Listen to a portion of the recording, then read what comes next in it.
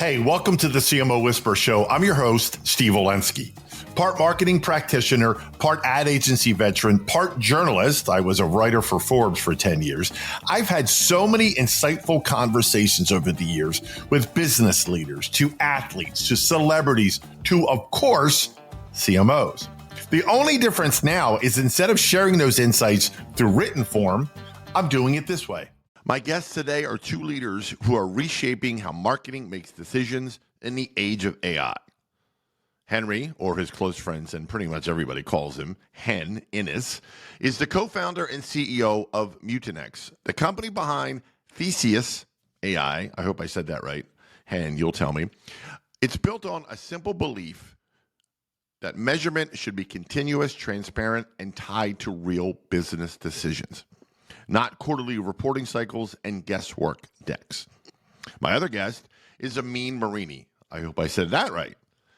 Who is the Chief Digital Officer for Lions WARC, where he connects the dots between strategy, media, and the fastest moving part of modern marketing, the moment where brand, product, and purchase collapse into a single action. Together, they are building what they are calling, quote, marketing superintelligence, combining global benchmarks with real-time modeling to give the C-suite something marketing has been chasing for decades, a shared truth. Wow, what a novel concept. I cannot wait to get into this. It's the kind finance believes the boardroom uses and marketing can act on tomorrow morning, not in 6 months. So let's start right at the highest altitude, the state of AI and measurement today. And then we're going to dig into what marketing superintelligence unlocks and how it changes the relationship between marketing, finance, and decision-making inside business. Hen and Amin, welcome to the CMO Whisperer Show.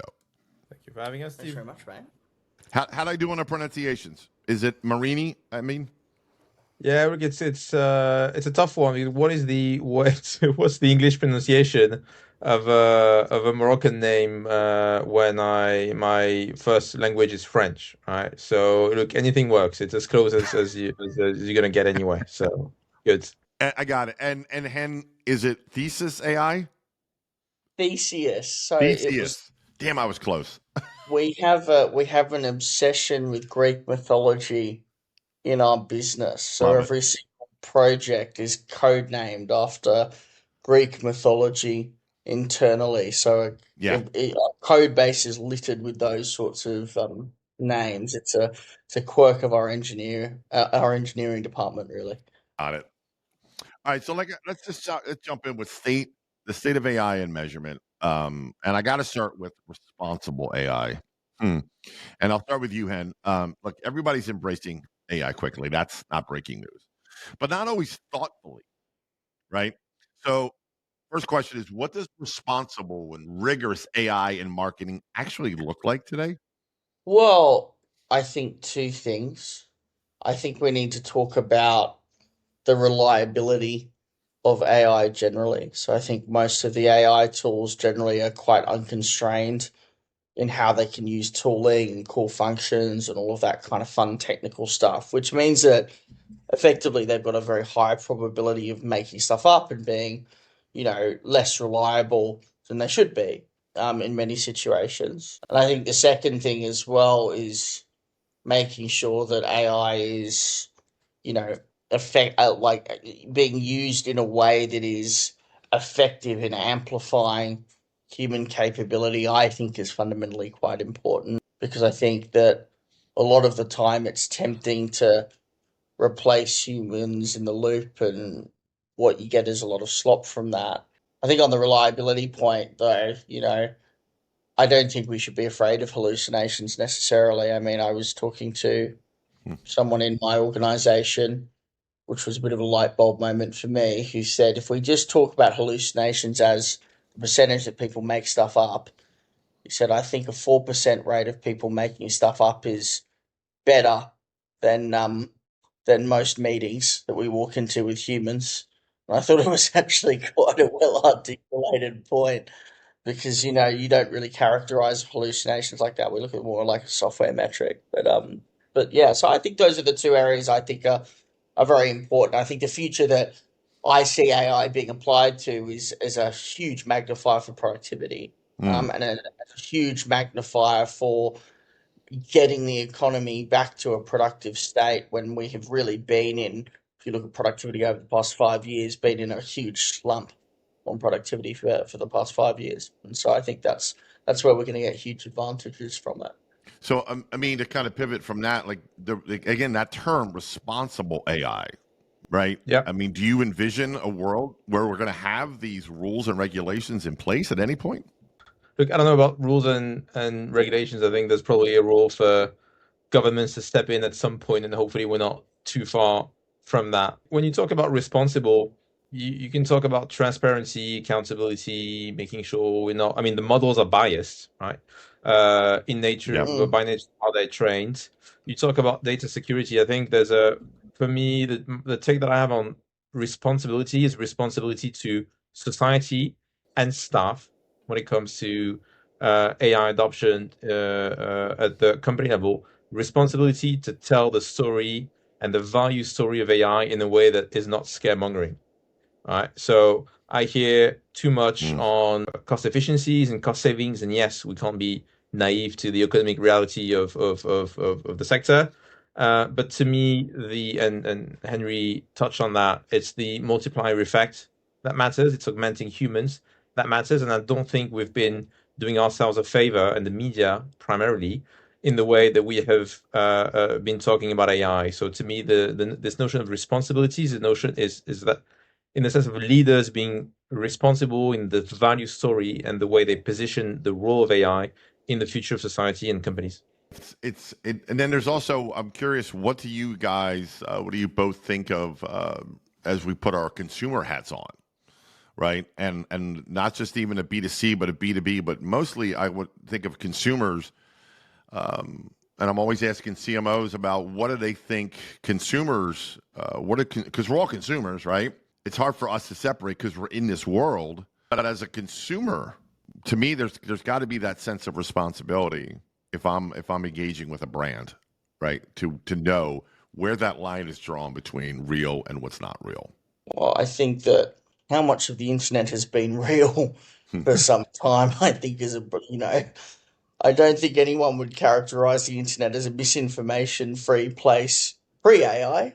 So I think we were already trending in that direction somewhat. Yeah. I think it's just accelerating some of the natural human foibles. But I think it's very, very important for brands and ecosystems to be building a world where we have a principled approach to AI. One is, to Amin's point, a responsible story around AI that's about the amplification of productivity and the building of industries rather than the narrative which seems to be put out there, which is tearing industries down, which I don't think makes much sense, and I don't think there's actually that much evidence for. The second kind of component is, well, okay, how do we start to also ensure that AI is trained in a responsible and ethical manner? One of the things that I think was really important, for example, in Australia, where obviously I come from, is that Australia has moved to protect copyright of people producing content and things like that, which I think is a really, really important step.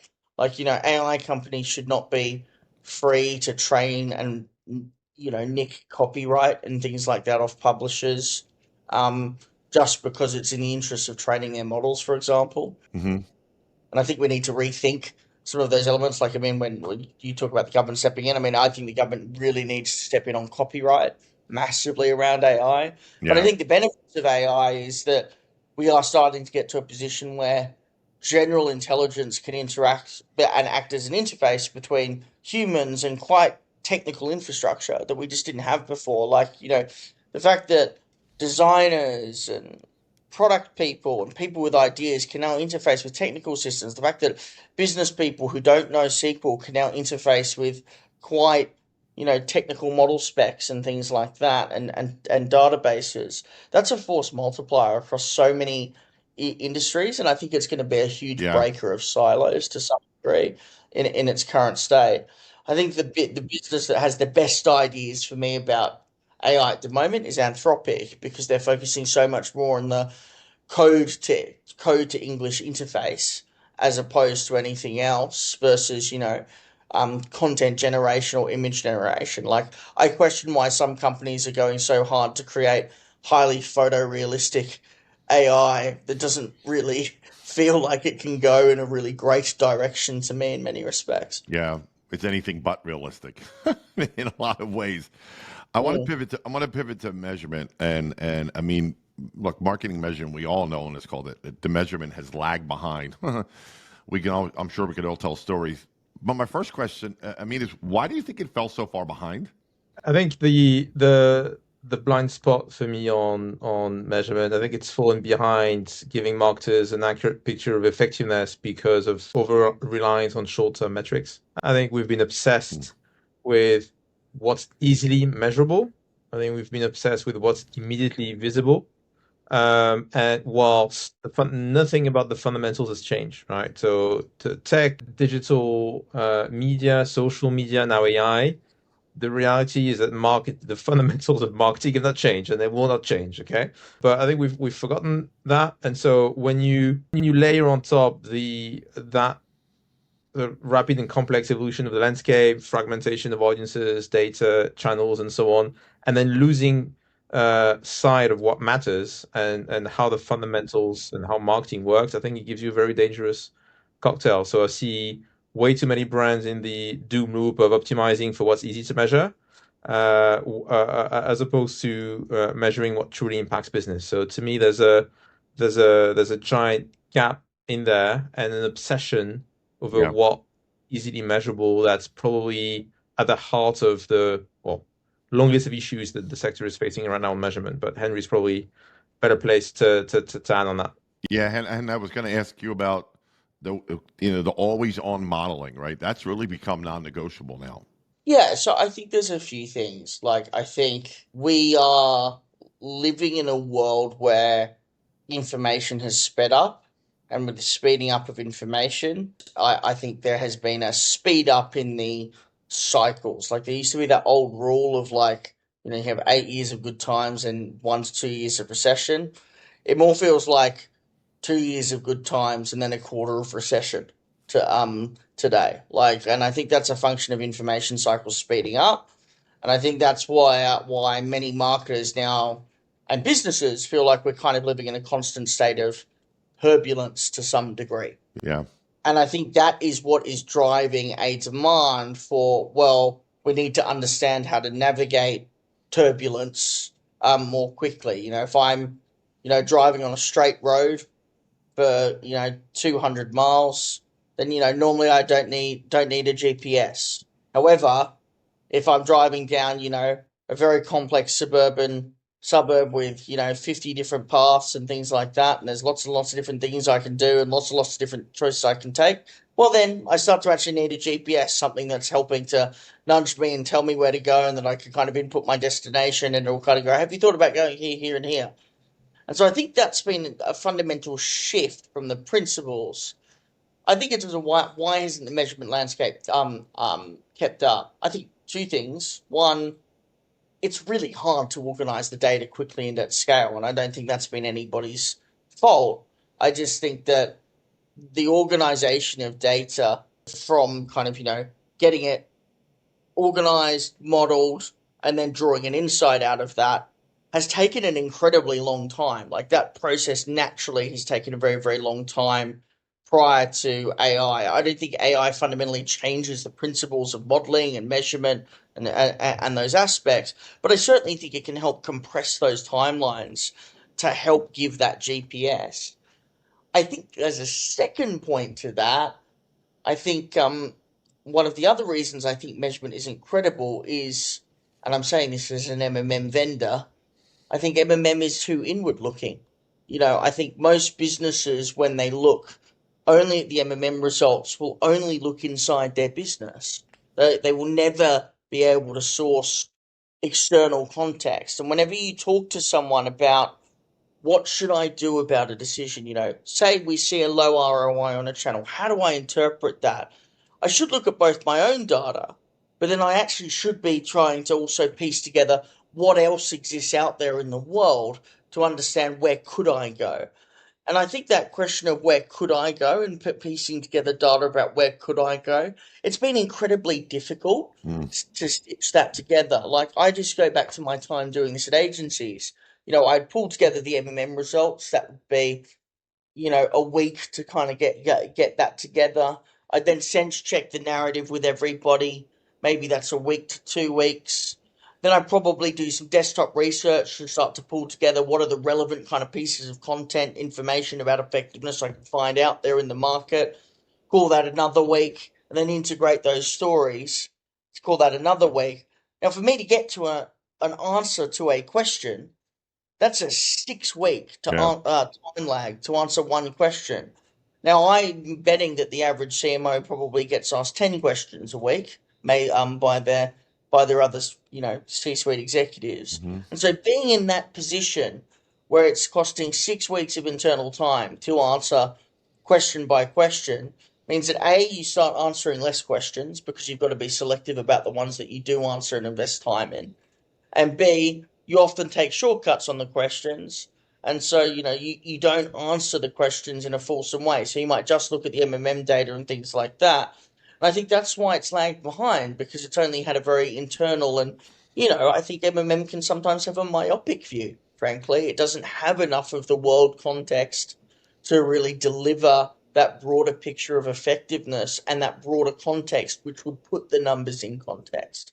And so I think that's critically where I think we've not just lagged behind, but lagged in potential of what could be done. You mentioned the 6 week thing, and we all know, at least in the U.S., and I assume it's relatively similar in other parts of the world, the quote unquote average length of a CMO is somewhere between 3.5 years. That time goes by really quickly. And when you're talking 6 weeks per question in true time, right? That's a great analogy that there's just not time to do all these things. Correct. If I'm looking at 6 weeks per question, average CMO tenure is around 42 weeks. That means fundamentally they can probably answer 28 strategic questions in their tenure, right? Pretty tough. Like if you're in a job where you have hundreds and hundreds of decisions to make, and you can only answer 28 decisions credibly with data without overloading your team and your agencies and things like that, I think no wonder tenure's hard to retain. Like if in a major business I could only answer 28 strategic questions throughout my tenure, I'm going to find it very, very hard to be responsive. Contrast that with what the capabilities that finance teams naturally have, with how well organized their data, how much internal muscle that they have around answering these questions quickly. And that's why the CFO has power. The CFO has power fundamentally because they have an ability to answer and respond to questions with data quickly, and that capability is embedded into their organization. Yeah. I think CMOs have, from their measurement toolkit, have lacked that ability to process that quickly. So I don't think that CMOs should be talking where, someone asked me, how would you KPI and analytics function? And I said, what's the cost of answering a question, right? That's the simple truth of how you should KPI your analytics function and marketing effectiveness. Because if you're KPIing it any other way, based on actually, did we not do these 4 deliverables or these 4 reports? You're not talking about the core unit of value that matters most, which is how many questions can we answer and what costs do we incur to answer them? Exactly. I mentioned in the intro that the WARC and Mutinex are collaborating on what's called the marketing superintelligence. I mean, let's break that down in layman's terms. What does it really mean? So, look, our mission at WARC is to power the industry by giving them the evidence, expertise, and guidance to make marketers more effective, right? In other words, to use language that Henry likes, to help them make better growth decisions, right? So ultimately, that's what marketing is about. When I was talking about the fundamentals, I think too often right now we're talking about outputs when marketing teams are here to deliver value and unlock growth. So nowadays, if you're lucky enough to be a Mutinex client, our data, the WARC data, so the universe of best practice, the award-winning campaigns, all that advice, all that gold is available inside the Mutinex platform, as in where investment decisions are made, right? So when you're talking about your information serving the purpose of making media dollars work harder and be more effective, powering decisions that unlock growth, marrying our data with MMM models and the AI layer that enables you to interrogate the data and compress the cycle between analysis and decision time. It is a dream combination for us to super serve our mission and partnering with Henry. And from your perspective, what does marketing superintelligence mean? The frustration for me as a user of these products is, I remember, and sorry, I'm probably going to tell a personal story of how we came up with this, because Bring it on. Amin and I had been, friendly for some time. I'd been friendly with Paul as well, just sharing ideas because we'd met a number of times, and we were sitting in a pub in New York, and I showed him in a first early iteration of our AI, and I remember distinctly Min saying we could power this with the world's best effectiveness content. And it was a light bulb moment because WARC has the world's best body of research and contribution, hands down, in effectiveness. There is no other place that you should be going if you're a media planner, a researcher, like someone who's interested in effectiveness. You should be on WARC. And so to my mind, when you think about why is best practice so divorced at times from the reality of making decisions, it's because when we're looking at the data and those very granular data points that we're using to inform the decision, marrying that exact data point up to that exact piece of content takes an incredible amount of time, right? And it's those weeks that I spoke about just before. So for me, the crazy thing here is that in like 90 seconds, you could scan your entire data set to answer a question in MMM. Then you could go in and you could literally scan WARC's content and things like that and understand, okay, this is the information that the model's telling me, but this is also what's out there to answer this question, the wider world of effectiveness as well, and bring those two things together like that. Like, to me, that was, as someone who's done marketing effectiveness strategy, someone who's had to pull together these papers, like that is the dream. Like that is literally the moment where I go from having to answer a question in 2, 3, 4, 5, 6 weeks to I can do it in sub 90 seconds. And if I can bring together that information in sub 90 seconds, guess what? We have more time to think about strategic planning than ever before. And marketers get empowered to spend less time trying to find the information and more time thinking about the information. And that to me is the mission critical thing. Marketers, we need to reclaim time. What do we want super intelligent tools to do? We want them to be able to navigate our questions, source the information for us, and reclaim our time to think again. And I think every CMO deserves to have the privilege of thinking again. They deserve to have the time to think about strategic decision making again. They deserve to have the world's best effectiveness resources paired with the best marketing intelligence humanly possible and have it all linked to business outcomes. And we have achieved that today. And to me, that's just a pinch me moment. And sorry, I'm getting very excited here, but like the level of passion for effectiveness data is unmatched. Yeah. Listen, but it is. The passion is coming through, guys. I love it. This is the Nirvana product that to me means that we can start to get back to that fundamental question of how do you make every marketer effective by radically dropping the cost of answering effectiveness questions. And if we can radically do that, that is what we intend to do with this product, with these products more globally. And that's the problem to solve. And I think that's the problem that fundamentally will reorientate and transform how marketers can be effective in today's age. I can't even imagine, and I mean, you can, or whoever, like what's possible when like global benchmarks meet real-time modeling. Like that's crazy. We're talking about shorter, faster, much better planning cycles, instant access to our global database, the ability to benchmark and marry MMM data with the best investment advice that is out there, and validating each and every investment decision with both ROI modeling, Henry's smarts and the data science behind it, and our qualitative and quantitative information. I just, at the marketer in me and all the CMOs that I know personally, let alone know, like They're good. Some are going to be skeptical. You guys have to know that. I think people can be skeptical all they want. I mean, Yeah. I basically say to everybody, the litmus test of a product is, can you demo it? We were so we were at our Marketers and Money conference on stage. It was in the press because they were all there in Australia. This is our Australian customer conference. I took the high risk, high reward approach of taking questions for the AI from the audience, which, my engineering team begged us not to do. But I said, no, we're doing it anyway. And, if it all goes to shit, it all goes to shit. And so we were able to do that. And it was pulling WARC's information through. It was doing it flawlessly. The other thing as well is that, you're only as credible as the brands you work with. We have a number of major global brands now signed up to this. We are going to continue expanding and rolling it out.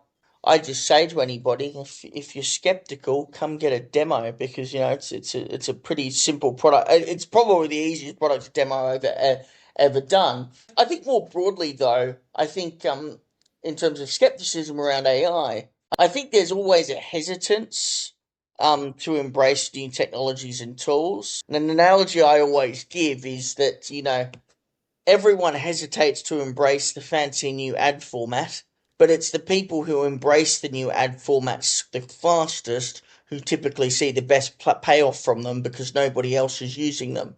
And so I think that, what's going to really set organizations apart in the AI age is agility. And it's going to be their ability to answer things quickly. It's going to be their ability to move fast in this new world. It's going to be their ability to kind of take on new information. And so I think companies have always been to some degree been penalized for how quickly they move. That's why D2C brands did so well against legacy brands. But I think AI is going to amplify the penalty of companies being slow massively.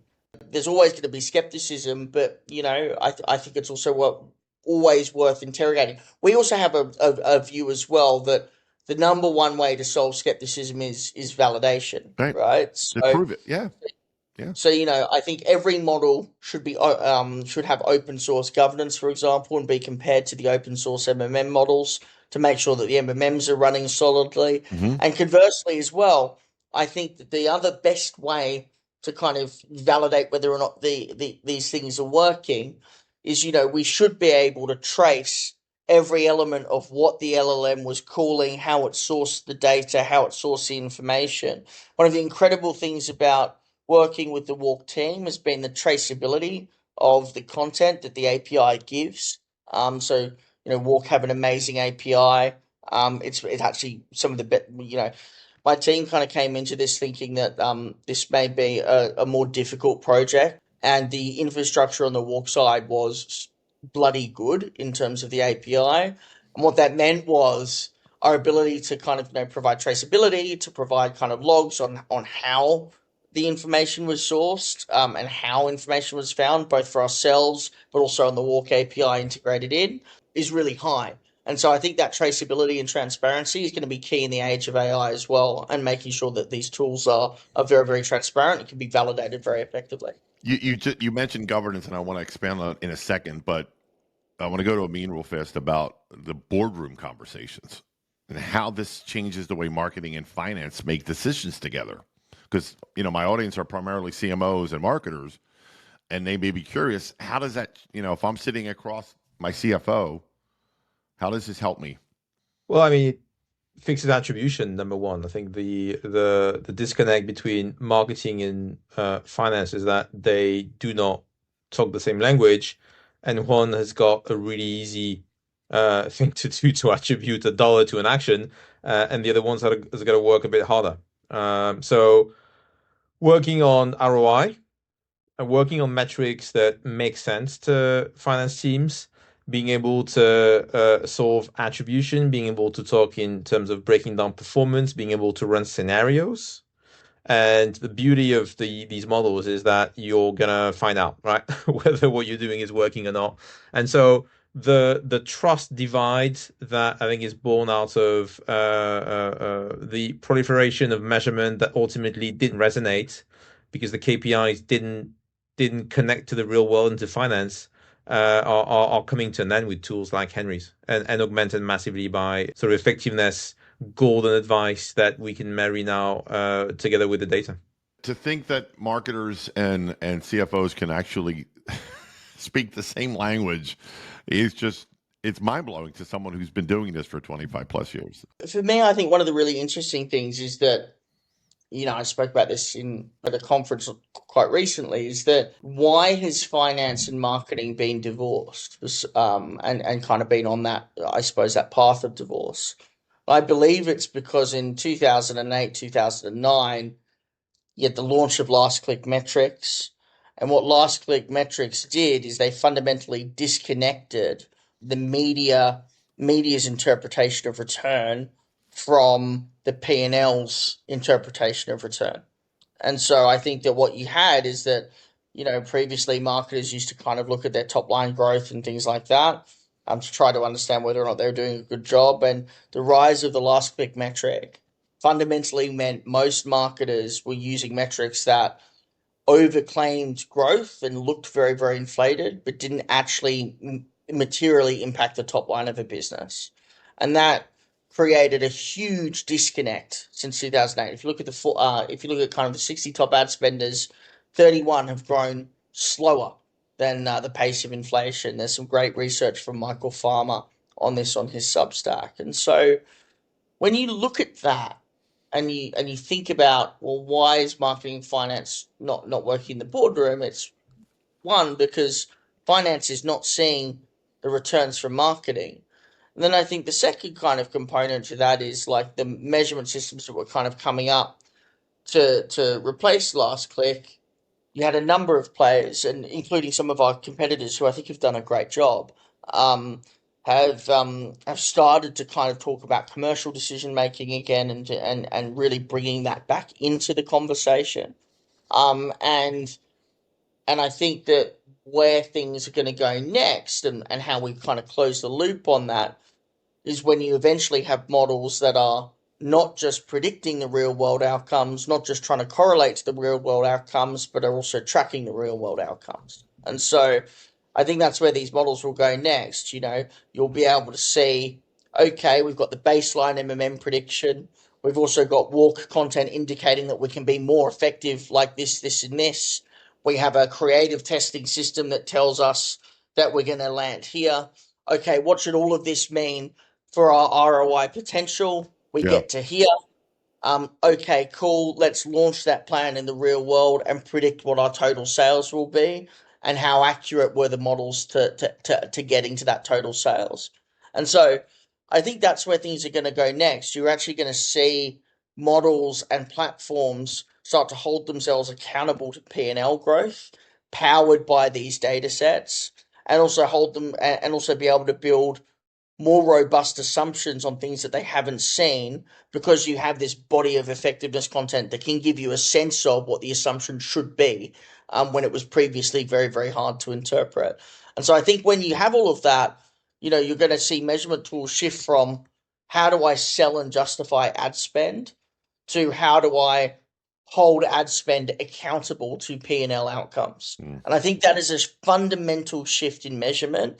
It's attention and measurement that's not well articulated, but it's where measurement is shifting from a principled level. And, and it's not just Mutinex doing this. I think that there are a number of other MMM vendors who are also shooting in this direction.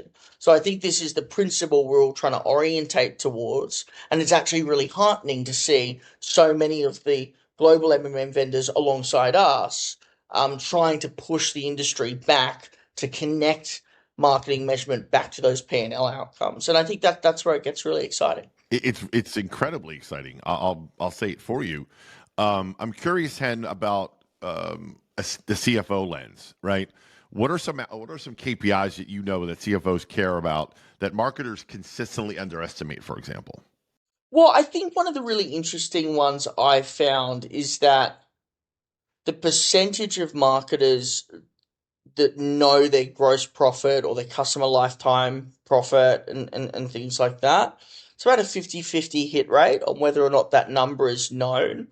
But that number is so important to figuring out Even in a market mix modeling context, I think it's incredibly important. Mm-hmm. So if I'm looking to allocate dollars, but I'm allocating a whole bunch of dollars to a loss-making product, that's probably going to put it doesn't matter if you're growing market share. If I get 60% market in a loss-making market, I put the business in a worse position, not a better position. So I think it's very, very important to know those unit economics. And I think that's something that's underdone in a lot of MMM models. Like, we decided to go quite granular on product lines, for example, because we believe different product lines have different pricing strategies. They have different seasonality. They have different, I buy icy poles at a different time to, dark chocolate ice cream, just by way of example. And so all of those different dynamics, I think, also contribute to different profit margins.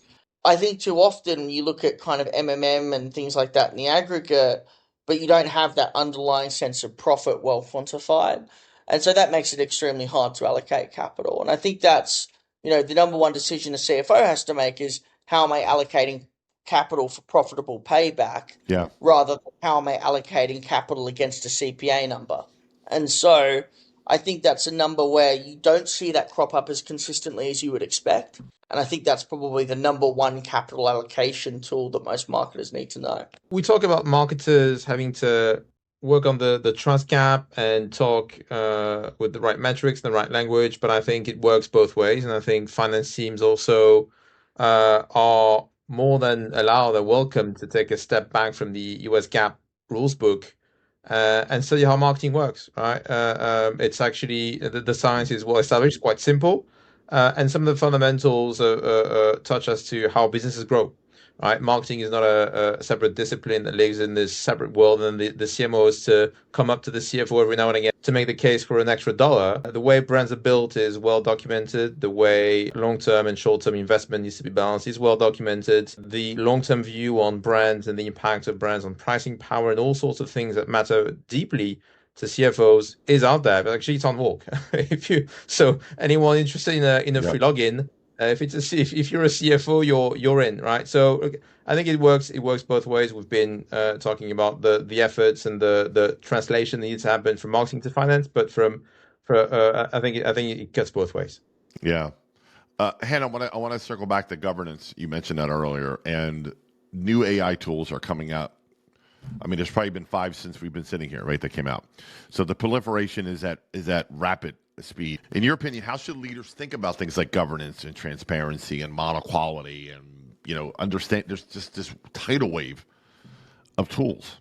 Well, so I think you've got to divorce two things, like what's the AI tool doing versus what's the underlying data generation for the AI tool. So one of the things I tell my teams a lot is that AI can't generate data for you. It's not great at finding data for you itself unless you're given tightly defined schemas and have kind of taught it how to find that data and how to interpret that data. And so I think having those focal points is quite important to understanding, you know, how you should govern the tools. I think from a data quality perspective, you should be very, very focused in the MMM space on how reliable is your model for budget decision making, your measurement model for budget decision making. So are the numbers it's generating reliable, truthful? Do they generally does its recommendations generally play out? I think when I'm flipping to the AI translation layer, I want to know how traceable it is and how much that tool is genuinely using the data underneath it, and how often it goes and tries to make find data spuriously or go rogue, as it were. And so you can basically do that. Like, a really simple way is, if you just look at the tools that you need an AI to call in order to answer a question, and then look at how frequently it invokes those tools versus not, you'll get a pretty quick sense very quickly of what percentage of times it's going rogue. So that's been a really simple mnemonic for us, is to build very good tooling for the AI, and then look at the sequence and the way that it's invoking that tooling to understand its reliability and decision-making pattern. That, for us, has been the number one most effective way. And I think that you've got to almost look at AI as operating a set of tools and being a way to tell a computer how to operate tools in plain English language, as opposed to where we often put it, which is I'll tell AI to do a task completely open-ended and then expect to get a completely reliable answer. If I told a human to do something completely open-ended, hey, guess what? That human's probably going to do it in 50 different ways, Yeah. 40 which I wouldn't agree with. If I tell a human, hey, do this task in this way and only use these tools to do it, you're going to get a much more reliable response. And so I think that's the fundamentals of how to get it right. I mean, from your perspective, look, we all know these tools are changing so quickly, but we all know how slow organizations can move. That's not breaking news. So how do you balance that, right? How do CMOs, leaders balance that rapid proliferation of AI tools, but having that organizational kind of moving very slowly? I think there's an urgent need now to rethink the speed at which we experiment and deploy these tools. I think ultimately AI, what we call AI, is an infrastructure layer with clean data, first of all. So everything starts with at the exact same place as any IT project over the last X number of years. So we've had time to think about that. I think the speed doesn't change anything to the fact that AI is an enabler. It's not a replacement for anything else or for a sound strategy. So there's a need for a new way of thinking about experiments. There's a need for a new way of embedding domain expertise and technically fluent people even within marketing. So to me, the idea that there's people who know tech on the one side and there's marketers on the other. Obviously, not that it's happening now with digital marketing and so on, but I think that's got to accelerate. So technical fluency needs to change. Having embedded technological and data capabilities in marketing has got to change. There needs to be a lot more room for trial and error and experimentation than we've probably had before, because this technology is not going to wait on everyone. And I think to Henry's point earlier, agility is going to be a key difference maker in this day and age. And I think it's a good segue as we wrap up here to get your thoughts on that. And both of you guys actually take a minute or so each about my audience is listening. What's coming? What's the prediction? What do CMOs need to know? I think that if I was in a CMO's position right now, I'd be looking at all of the tools and all of the processes and going, how do I change my processes to A, amplify the productivity of my teams massively, and B, start to architect my processes to allow my organization to move and make decisions more quickly. I think to some degree, the role of a CMO in these periods is going to be, how do you set the culture and the tone to start to innovate these core elements? How do you set the culture and the tone to start to allow and unlock these things? And finally, I think also be able to tell a credible story about AI that unlocks people's excitement about it versus unlocks their fear about it, looping back to kind of what we said at the start. And I think that's, by having that story around productivity and amplification of what humans do and improving the organization's agility and speed in the market, I think that's something that will credibly get everyone excited and gives us a really clear North Star to start to talk about, champion and optimize and also share best practice around, versus where I think it is today, which is a little bit of a myopic, either how do we build the organization to churn stuff out or how do we cut headcount? And I don't think the best organizations are going to look like that. I think the best organizations are going to transform how they operate fundamentally. I think we've covered it all. So advice to CMO on AI is to embrace the technology, but have a deep think about the why and what you want that technology to do, again, to this point. And then without losing sight of the fundamentals, as I said. So the more things change, the more they stay the same. Right? Everything we know about marketing has remained. You've got more tools to hopefully craft a more effective story at a lower cost as a bonus, right? To me, the effective point remains the primary one. So embrace it, but think about why. Tell a good story about it, and don't lose sight of the marketing fundamentals, because they are not, they haven't changed. And where can folks learn more about marketing superintelligence? So if you want to learn more, jump on our website, mutinex.co. and you'll be able to get in touch with us for a demo. Myself or one of the team will get in touch, and we can show you exactly what it is. We can take questions completely live as well. Great. I'll drop that link when we post this as well. Gentlemen, what a pleasure. This is game-changing without being hyperbolic. I'll say it. I know it. The CMOs I know who are going to listen to this going, oh my God. Of course, you're going to have this skepticism, but to your point, Hen, it's like, okay, bring it on. We can prove it. Thank you both very, very much. Your time is much appreciated. Have a great day. Thank you. Thank you. Thank you. Well, that wraps up another episode of the CMO Whisperer Show. I hope you shared this episode with your friends. And if you have not already, please subscribe to be kept up to date on all the latest episodes. And if you're so inclined, leave me a review on your favorite podcast platform. Thank you.